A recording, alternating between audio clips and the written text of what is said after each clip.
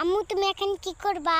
কি করতেছি? এই যে সর্ষের ফুল ছিটতেছি। এই সর্ষের ফুলের বড়া বানাবো। সর্ষের ফুলের বড়া বানাইলে অনেক মজা লাগে। আজকে এই জন্য সর্ষের ফুল ছিটতেছি। এই সর্ষের ফুল দিয়ে এই যে এইগুলো দিয়ে বড়া বানাই খাবো, বুঝছো বন্ধুরা? আজকে এই যে ডালের বড়া বানাবো, এই জন্য আমি বুটের ডাল, মসুর ডাল আর চাউল ভিজাই রাখছিলাম।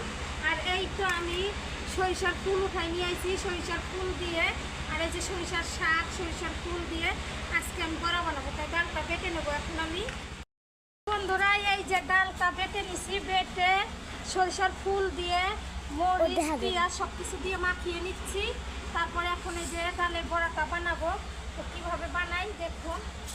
তেলটা চেপে গেছে, এখন বড়াটা বানাবো। তো বন্ধুরা দেখেন আমি এই যে বসে মচমচে করে বড়া বাজতেছি। আর এই যে ময়না বসে বসে মচমচে বড়া খাইতেছি। ময়না তো অস্থির হয়ে